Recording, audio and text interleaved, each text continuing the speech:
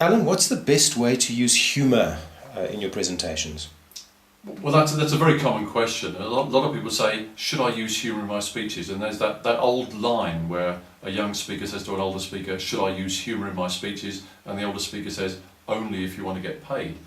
Humour is very important. It's really important to use humour, but unfortunately a lot of people get the wrong idea about humour. They think it means jokes, and it doesn't. One of the worst things that you ever see, something that makes my heart sink, is when a speaker starts off a speech with a joke, which has nothing to do with the speech whatsoever, and they think is an icebreaker, but really has the opposite effect.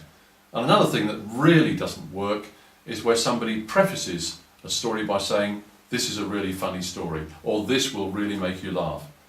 That's one thing guaranteed to kill any humour in a story, is to tell people they're supposed to laugh at it.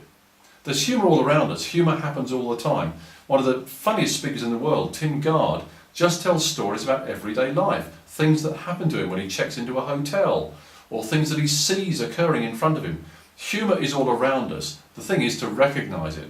Use personal humour as well. Try and use stories that happen to you, not stories that happen to somebody else. And one of the great tips is what we call generalising the specific. You take something that happens to you and you generalise it. For example, if you're in a supermarket and you see all the queues are moving faster than yours until you change queues, and then of course you're in the slowest queue. We've all had that experience. If you can talk about that and turn that into a funny story, that's how really to make humour work in your speeches. Not jokes, don't tell them it's going to be funny, just tell funny stories.